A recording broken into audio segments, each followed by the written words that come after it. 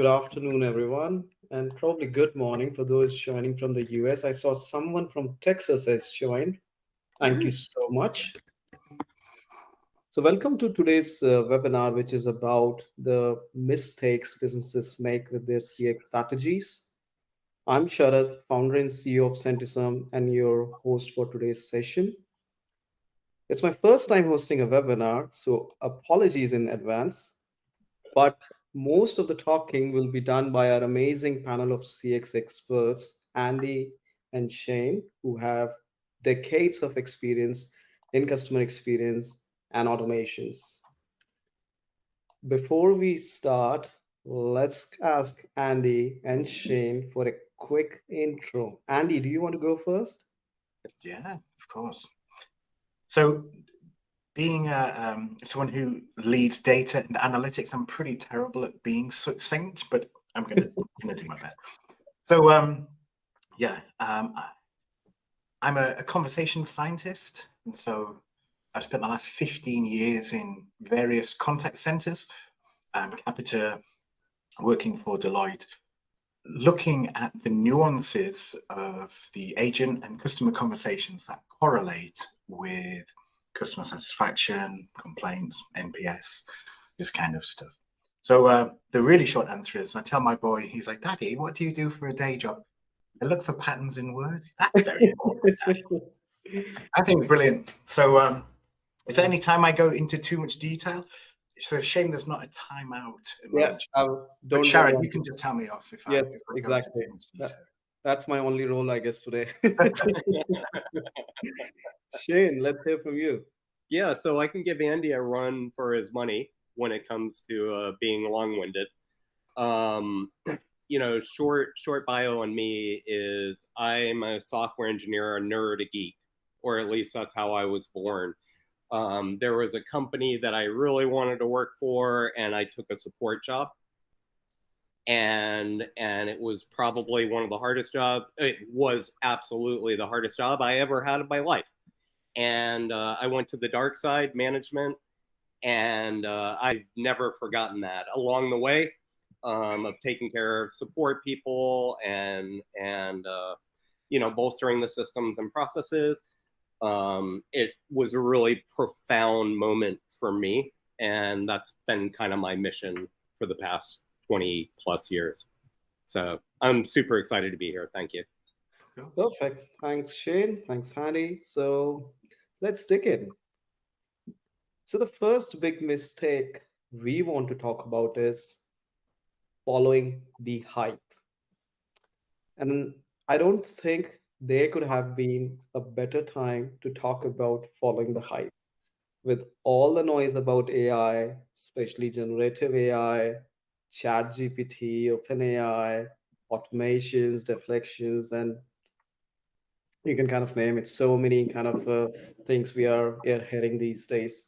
But to be honest, it's not the first time we are kind of seeing any hype. We have seen so many hype cycles, uh, omni-channel, multi-channel, live chat, chatbots, self-serve, deflection. We can like go on and on talking about different kind of CX hype. So let's talk about hype.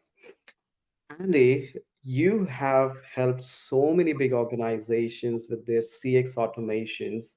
And I was recently reading your interesting article about the death of live chat, where you have some amazing examples. Do you mind sharing some of those interesting examples with our audience today? Yeah, absolutely. And I think it's, don't believe the hype. The sales, the vendors from the sales guys from the tech vendors are very good at projecting theoretical ROIs. Mhm. So I was running a conversational AI selection exercise on behalf of a big tier one bank, 12 million phone calls per year. About 60% of these calls were kind of transactions, okay? And this sales guy insisted Mhm. they could automate 80% of all of those phone calls. So you can automate 80% of tens of millions of calls. But fundamentally, I actually think this guy believed his own hype, which is a pretty dangerous place to be. But when you look at the implications Mhm. of what these decisions do, so you certainly 2016, 2018, 2019, almost every organization wanted to be first to bolt on an AI-powered chatbot. You know, so it was a feather in the cap for whoever was leading that at the organization. Mhm. But what happened was just bolting on a point solution without considering the overall. And I don't want to talk about architecture from an IT, but from a contact orchestration. And there's some really interesting trends, really emerging new trends. 0.5% of companies get this right. It's almost, they've now put in, let's call him a conductor, who's in front of the orchestra deciding which intents or reasons for contact go where and where these things Mm. should be resolved. But I think the worst example I saw of a company getting it wrong was, I can't say the name, a 16 billion pound revenue media telco leader. Mhm. And so they just bolted on this live chat, which would very quickly escalate to a human. On the Mm. voice IVR, very clever. You know, press 1 for a faster way to be resolved. Would send you to the app. And again, you know, I saw the sales proposal, 20% OPEX reduction Mhm. guaranteed. But what happens when you have 20 million phone calls per year and the chatbot very quickly fails over and escalates to a human? This organization, after 6 months, would have, well, they hired another 800 human agents to Wow. handle the deluge. And in the end, they turned it off because they just could not handle the volume of asynchronous live chat conversations. And it's off indefinitely. So for the last 3.5 years, one of the biggest organizations in the UK has now ran without live chat, asynchronous chat. They've removed it entirely from the app, and now on their website it's just a very closed loop system, which Mm. is essentially the automation of the FAQ page. And you kind of think, oh, this is terrible. And then actually, if you look at it another way, you go, actually, maybe the promise of omni, multi, everything hasn't been realized. And actually, maybe they're really forward thinking. And I think I'll wrap things up, but I'll pass on to Shane to get your comment. But I would say I looked at 8 billion phone calls from across over 200 of the biggest organizations. 8 billion. And every one of these companies has invested 10, 20, 30 million dollars in automation, self-serve, various technologies. Yeah. At best, call volumes have plateaued in 5%. In every other company that I looked at of these 8 billion, call volumes are increasing. So despite all of these investments, despite all these automation, call volumes are not going down. And I think blindly believing the hype of the sales guys from these tech companies is one of the reasons people get themselves into this pickle.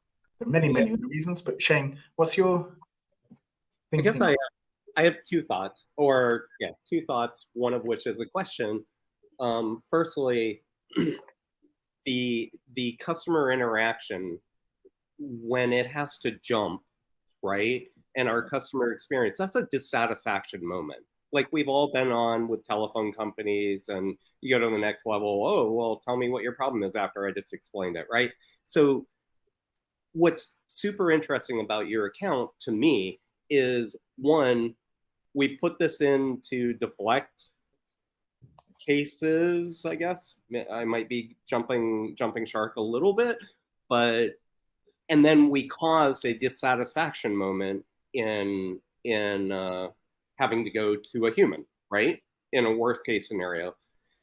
Then I guess my question to you is with your experience, how do you invest, how do you vet out the ROI for all these vendors? In LinkedIn, it's probably 2 a day for me that I get, like AI solution, blah, blah, blah, blah, blah. How do you vet that out? Like, what's the right way to go about it? Yeah, it's a good point. So again, I managed a 30,000 seat contact center, so led all insight and analytics, and we were never ever able to realize an OPEX headcount saving because of a technology investment. Yeah. Slightly off tangent, and Chad, you might need to bring us back, but quite curiously, some of the technologies were increasing attrition. So we did some pilots with the emotion AI.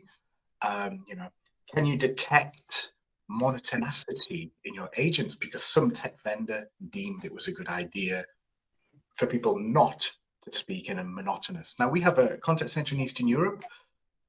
We have them in Belfast. So everyone in Belfast was deemed as shouting. And everyone in our Polish groups imagine was failing on the monotonacity dashboard. Yeah. And out of the box, there were things like empathy dashboards. And you go, Yeah. well, if this is a transaction, like, hey, I'd like to move some money between accounts, and you're measuring agents on empathy. Oh, I'd be delighted. It must be terrible to have money in one account and I'll move it to the. It's like, so a lot of the spurious, we're at a very immature phase. There's a growth, a lot of immature AI. Yeah.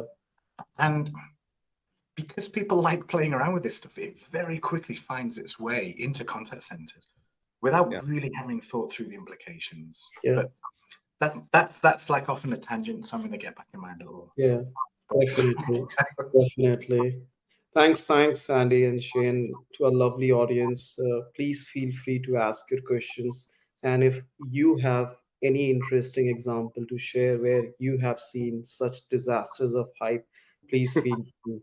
I mean, there's so many such kind of bad implementations. Like I was kind of sharing yesterday with a global airline. I was trying to change the date of a flight, right? So you go on your website, it says log in, start a live chat. I started a live chat. Those even like after I've kind of logged in, the usual dumb questions, your name, account number, blah blah blah. Ask that. Once I'm at the date change, they say, oh, by the way, our pricing system is not working on chat, so I can't make this happen. Do you mind calling our contact center? You call the contact center, the first message you get is, here is the link. We have texted you a link to change your date. So I think the hype is definitely one thing, but I think the kind of conclusion here is that brands jump into such automations and hype without even thinking about the customer journey. What will be the impact to their basically kind of needs, right? And plus, are you meeting them in the channel of their choice, or are you just automating for your own convenience? Because my team will be spending less time, we will be saving less money. I'm not sure. Yeah. Can I throw something in and tailgate off of your comment there? Like one of the misperceptions in my experience is we're all smart. We're building, all these systems and these processes. However, at the end of the day, the customer owns the customer journey, not us. Yeah, right? exactly. And it's important to take a step back and cater to the actual customer's customer journey, not our desired state. I just want to throw that in there. I'm very passionate about that. Good point, Shane. Before you jump on that automation wagon, first understand why customers even contact you, right? What are those main reasons? What are those intents? Cool. Thank you so much. Let's move on to our second interesting point. And this is one of my favorite, basically, kind of mistakes or points I want to talk about. It's about relying too much on surveys or calling your surveys your voice of the customer program. I don't know how can brands call their surveys a VOC or voice of customer, unless you assume your customers are voiceless. Then that's a kind of a different case. Surveys. I love surveys. I complete every survey I get, even from my local council. Obviously, I'm kidding. Shane, Okay. let's You're my guy. Okay. let's hear you out. What's your take on surveys and calling the surveys your voice of customer program? Oh my gosh, where to even start on this topic? And we've never discussed this before, Sharad, so we're all coming into this. Okay. So when it comes to voice of the customer and customer surveys, I think one of the really important things that we have to respect is any customer feedback is good. Yep. Right? That's a gift to us as customer experience leaders. Somebody is telling you something good or bad or neutral, maybe. Yep. When it comes to at least customer satisfaction, don't even get me going on NPS. But when it comes to customer satisfaction, though, oftentimes we promote our score, regardless of how you measure it, 90%, 98%, go get the JD Powers trophy for 120K, whatever. In reality, though, one, our customers are really smart nowadays. They've seen the survey probably 3,000 or 4,000 times. And there's also a human bias to report the negative and the positive, right? So your customer satisfaction surveys, and Andy, you're going to check me on the psychology and the science of this in a second, but is extremely slanted and biased towards positive and negative. And that's great. Take the customer feedback. However, the actual customer sentiment is not represented in a typical customer, and it's fraught with statistical errors, statistically speaking. Also biased by what you want to hear on those surveys. Yeah, absolutely. Absolutely. We have a confirmation bias that we're going in. And a real example for me is when I was working at Rapid7, and no joke, I love the surveys, I love the feedback, right? So the positive stuff, we would invest 80% more in making a more positive experience. We probably spent 20% of our time mitigating to the minimum extent the negative stuff, because that's where we weren't good. I didn't want, but I spent countless hours.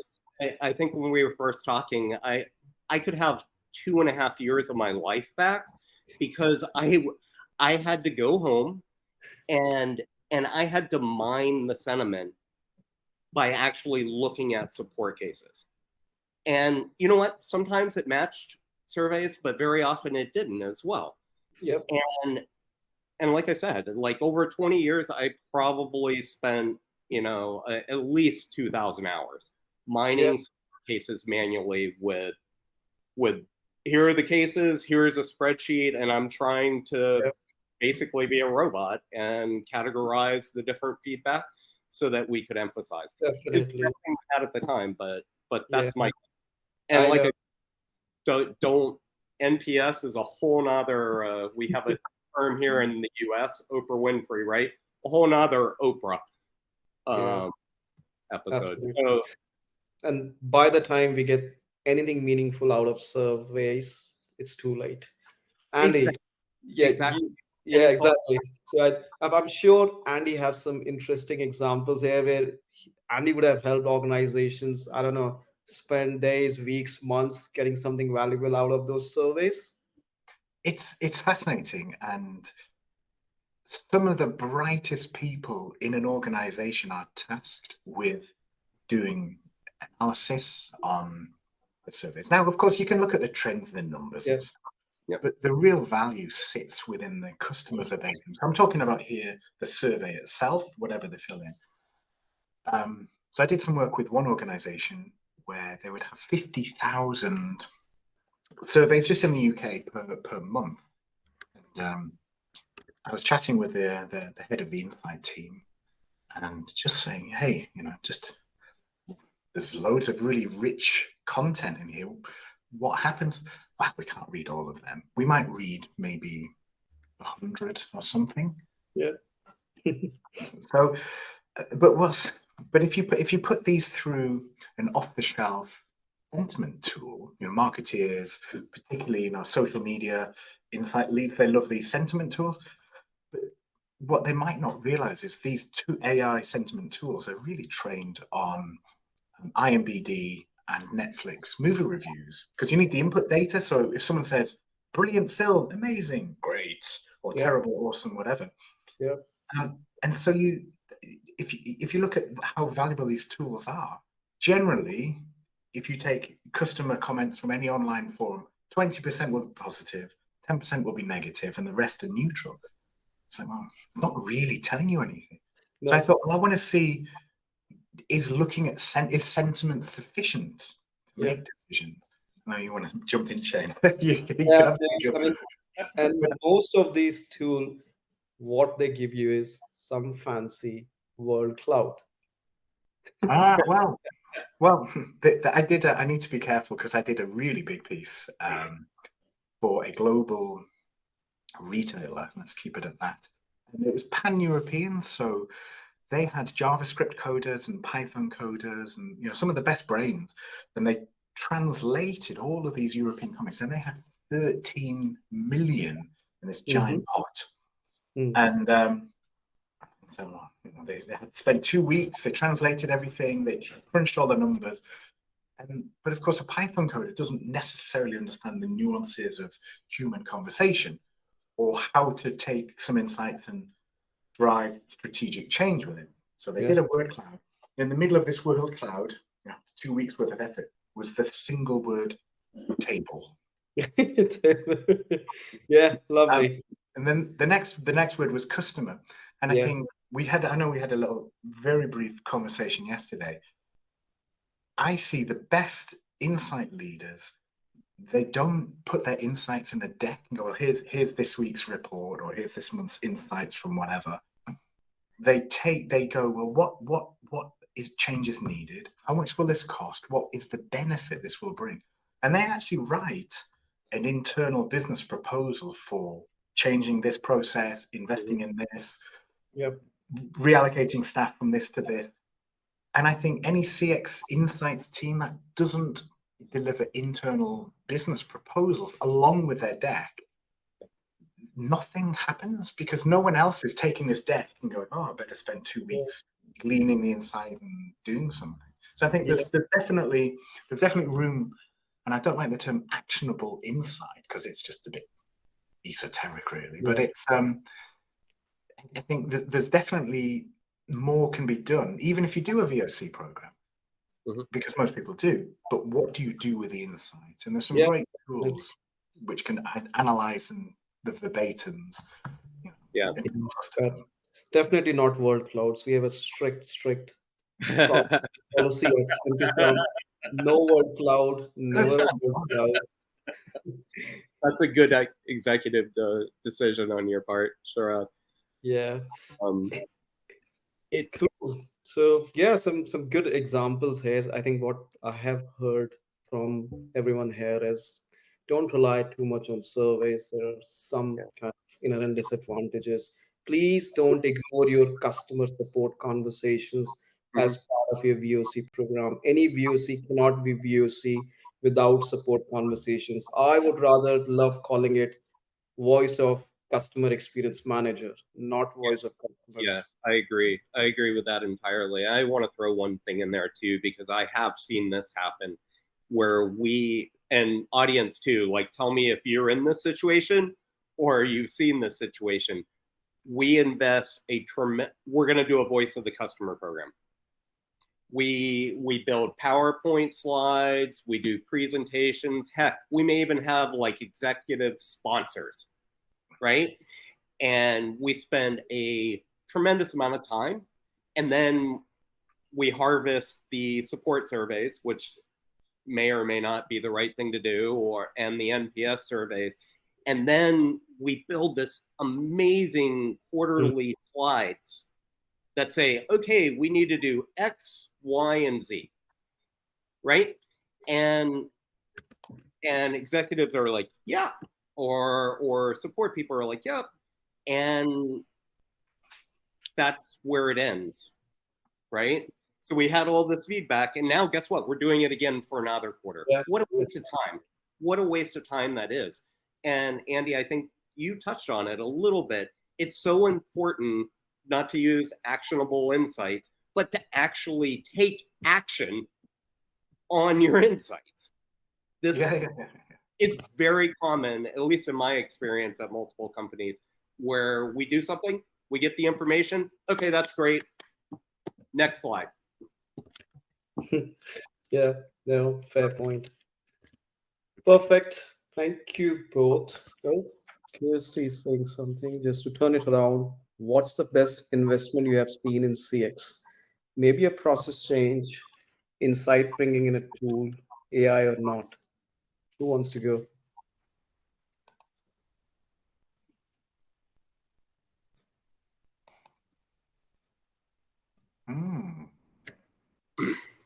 Yeah, well, I have a strong opinion here, Go for it. and it's what we call like pretty unsexy, and it's not magnificent or complicated or anything like that.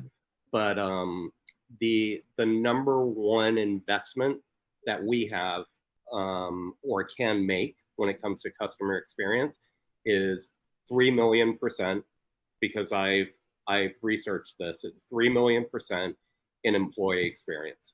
Period. End stop.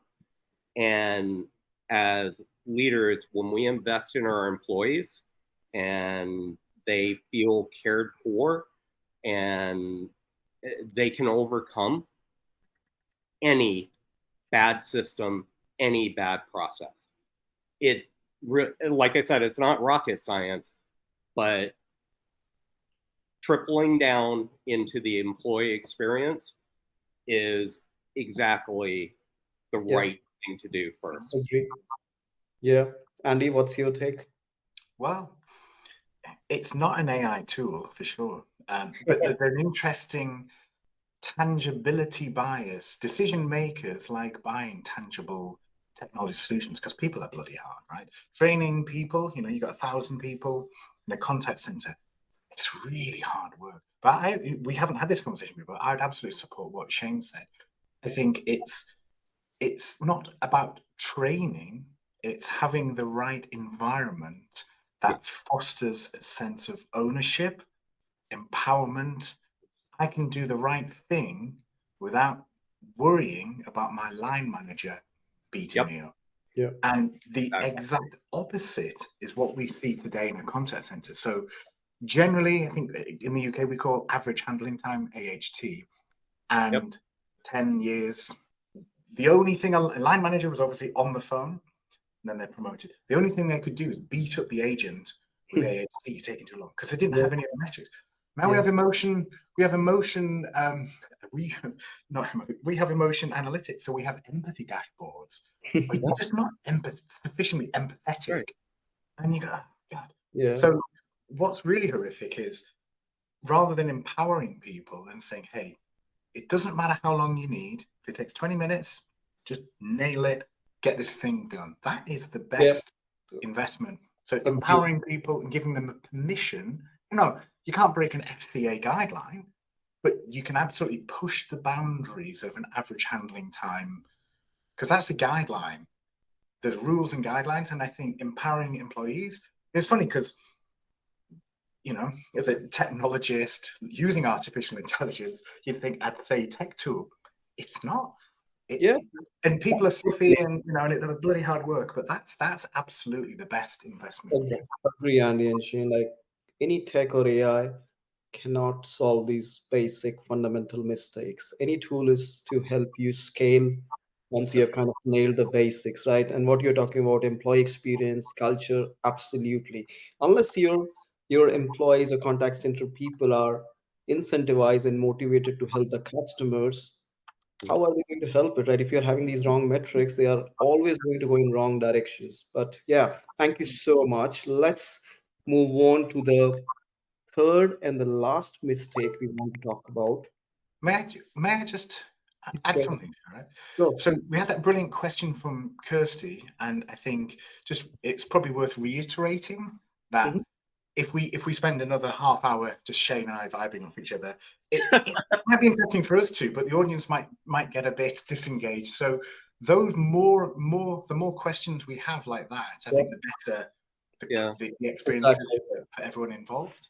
Agree. And thanks, Kirsty, for the initiative. Hoping to see more interesting questions. We have a lot of mistakes to share. Yeah. So we're going through the three things, but between Andy and I, we could probably fill a calendar month talking about all the things that we messed up.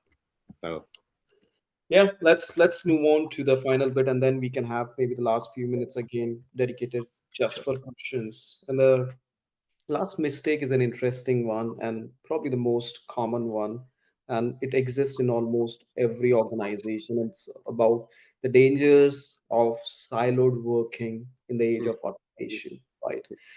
The bigger the organization, the bigger the problem of silo is, to be honest. Different teams, different KPIs, different goals, different data, different systems. Most of them don't talk to each other. No one looks at what customer wants, just their own KPIs, just their own metrics.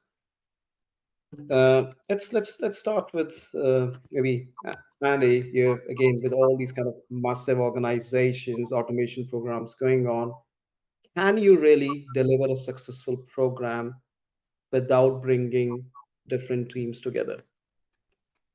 It's a really good question, and I think if you look at within the world of customer experience contact centers, if you think about the 8 billion phone calls that I mentioned before, so call volumes are not declining. So you've invested 10, 20, 30 million dollars or million pounds in all of these various AI tech. But you have almost always a digital team who sits separate. You'll have your, let's say you've got variant telephony analysts and in one big bank. And they said, oh, you're off to go and see the analog team.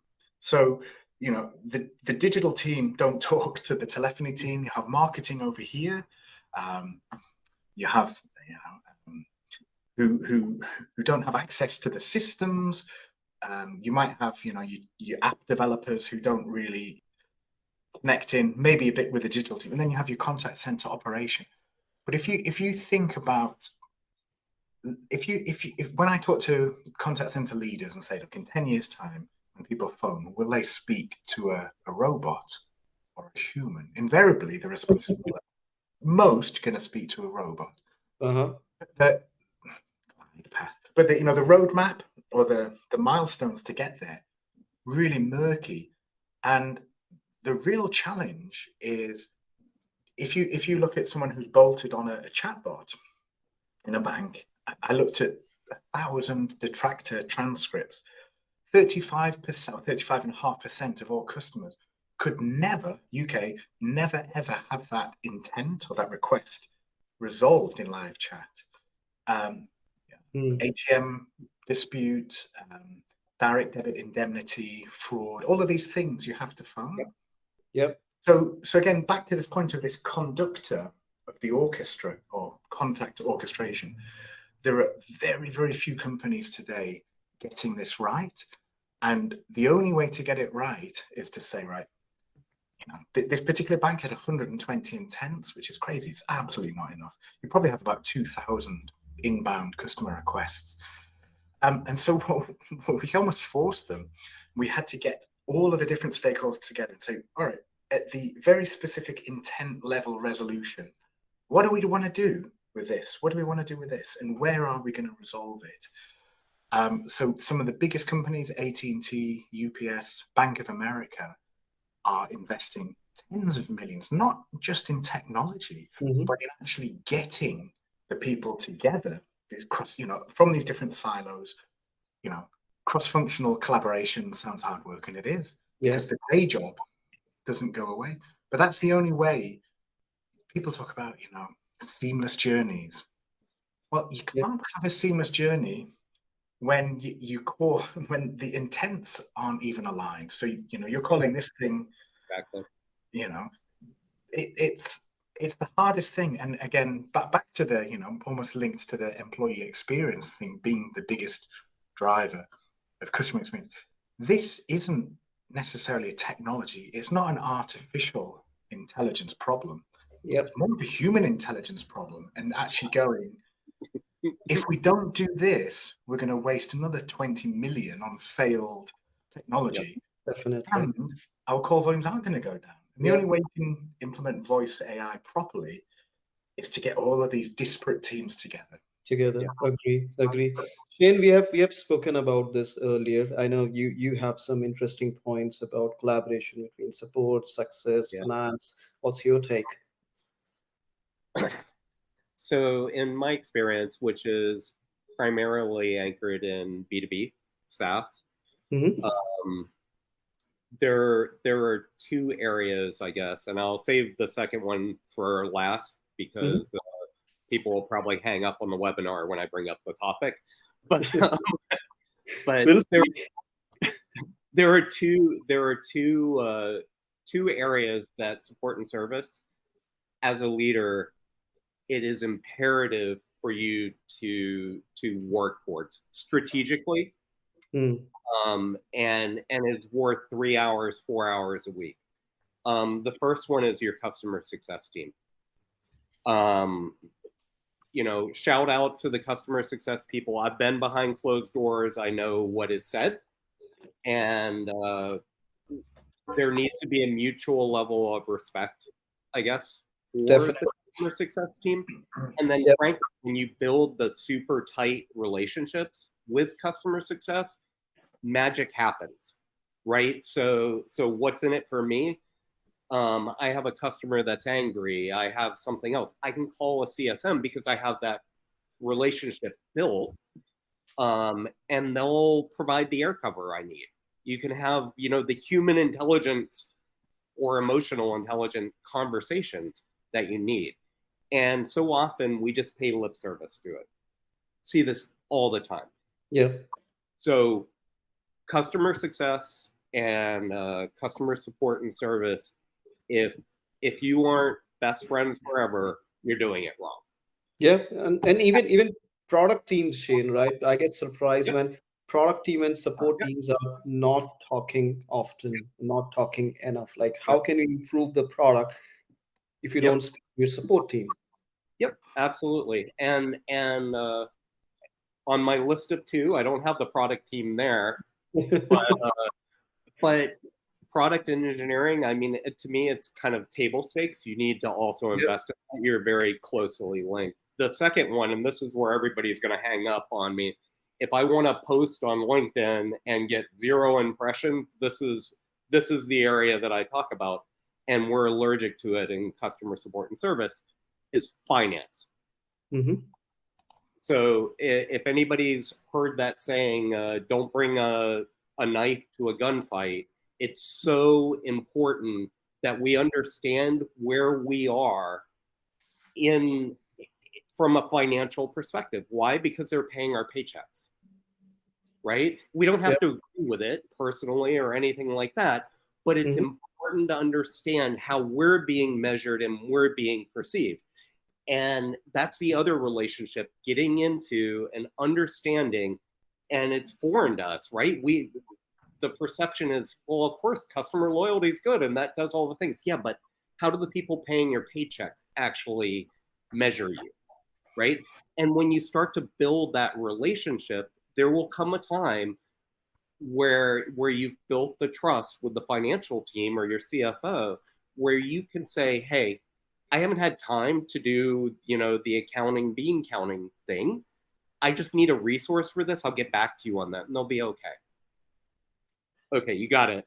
I want the slide deck, but you got it right now. Yeah. So customer success and finance are the two topmost things that aren't table stakes that I think we just pay a little. Especially in today's environment where everything is getting scrutinized. It's even more important for this collaboration. Yes, and and to your point, we're being scrutinized. Again, we don't have to agree with it. I think most of us don't.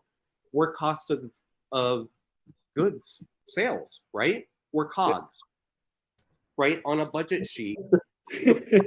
Yeah, On a budget sheet, absolutely. we're about equivalent to a server in the closet. Yeah, And again, we don't agree with it. However, it's the reality of how finance looks at us. So we have to take the initiative proactively to help them understand our value and demonstrate our value proactively. You can't go in, and I can't go into Sharad's office, if you were a CFO, and just give you a whole bunch of FUD and like feel good stories. Like, they care about the numbers. So yeah, agree. triple down in that area too. And I don't think anybody dropped off the webinar, so that Not yet. We have a question though. Question from Shata. With so many different automations available, how do you know where to start and what to invest in? Yeah, I mean, interesting question. I think we kind of indirectly covered a lot of points around this. That it should never be about a tool or an automation or an AI. It should be always about your customers. How is this going to impact your customers? But let's hear from the panelists. Andy, Shane, you got any advice? If I may, Shane. absolutely. So it's a good question. I think if I speak about a big enterprise firm, they all have now. They've all had to go with speech analytics. They've all had to go with some back office RPA. They've all generally tinkered with a chatbot. If they have looked at voice AI, they've not really embraced it because it's terrifying, because you kind of screw it up. You may have built a self-service app, you may not. But I think if you look at to build on Sharad's point, it's not really the technology. I would start with the customer intent. So if I talk, can't mention the bank, but a tier 1 UK bank, they had 120 intents within their conversational AI chatbot, which would escalate to a human agent if it didn't know. 120 is not enough. If you look at the IVR on the telephony, there are 185 what are called disposition codes, which mean why are people phoning us? Why are they predisposed? What is their predisposition to phone us? And they were mapped out 20 years ago in a boardroom with little sticky yellow post-it notes. And no one dares tinker with it because it kind of works. Yeah. But then you go, well, 20% of all people phoning have more than one request. Where the hell's that in your data? Oh, it's not. So that's kind of broken. And then you look at your self-serve options on the website or the app. There are 420 ways a customer can do it. None of these are linked at all. So I think I would start, to answer the question, it would be start with the customer intent. There's a really nice public case study from AAA in California, although Shane also has experience. So what they went through this exercise and said, right, when people message us on Facebook, Twitter, live chat, or they phone our contact center and they say, hey, I've broken down on the interstate, on the highway, whatever, we don't want to be doing different resolutions based on the channel. So they all go to the exact single point of resolution. It's what is the best place to resolve that specific intent? And AAA has over 4,000 contact reasons. And they deemed we want an Uber-style tracking app, so you can map where you are you can see where the delivery driver, the breakdown truck is. We're also then going to send proactive SMS messages to the broken down customer to reassure them. And it doesn't matter what channel it starts in, the resolution is there. UPS Canada have exactly the same approach for where's my parcel means many different things, but where's my parcel? It's supposed to be delivered today. It hasn't yet been delivered. Again, they've got an Uber-style tracking app. If they say, you delivered to my neighbor and my neighbor says it's not there, it goes to an agent. So it's still where's my parcel, but the resolution is predetermined. Without that mapping exercise, I'd call it intent level orchestration. Without that, and you have to do that for 4,000 intents, it's pretty boring. but you can't fix You have to do it. I Yeah. think it's fascinating, but you Yeah. can't fix anything in your operation.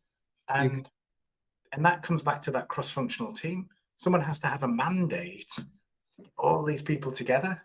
It's bloody hard because the day job doesn't go away. So I'll just keep doing Definitely.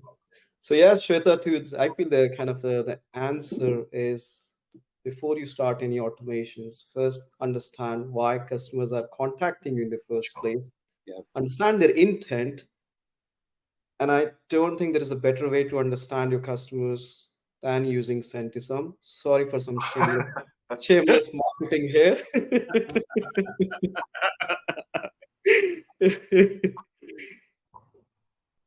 You know, I would also throw in, and I won't shamelessly plug you. I'll plug you because I think the Centisum tool is magnificent. And I wish I had it 20 years ago because I would be 2 years younger. But Oh, thank you for that. but to kind of Andy's point as well, understanding the intent, you know, absolutely is imperative. And where do you start? So human psychology, you know, says we focus on the negative, right? 7-1, exactly.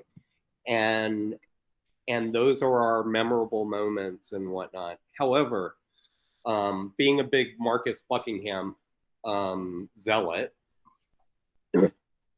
the areas that we can, you know, have infinite excellence in are the things that we do right. So I'm a big proponent in organizations of mitigating your weaknesses to the minimum extent you have to. All right. So if you have a bad survey or bad customer feedback, like absolutely let's mitigate that. Yeah. However, what are you getting the great feedback on? And Centisum delivers this too, right? What are you doing great? Because that's happening innately and organically. Focus 80% of your effort there. Mitigate your weaknesses to the minimum extent. 80% of your time spend on being awesome at what you're already awesome at. That's It's such a just, great point, Shane. That's such a great point, Shane. Thank you. I think we have covered the three big mistakes we wanted to talk about. We can give a few seconds, a minute to see if audience has more questions.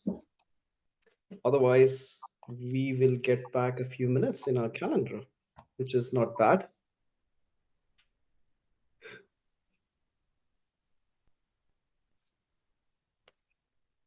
How's the weather back there, Shane? It's the usual London, dark and gray and wet. let's see, the weather in Los Angeles. I grew up in Maine, so I understand humidity and cold and moved to LA. The price we pay is for 72 degrees Fahrenheit year round is traffic. And then your blood thins. So right now it's hot. And it's around 80 degrees Fahrenheit. So we don't do well in that. So, but I appreciate you asking. It's No worries. I don't think we have any questions from the audience. So thank you, everyone. Thank you for joining the webinar. We would highly appreciate your feedback and ideas on how we can improve such webinars. And thank yep. you so much for our lovely panelists, Shane and Andy. Really appreciate your time. Thank you for dialing in, everybody, and hopefully it's been useful for everyone. Right. Definitely. Thank Cool. you all. Thanks, everyone. Have a good rest of the day or evening. Take care. Bye-bye. I know.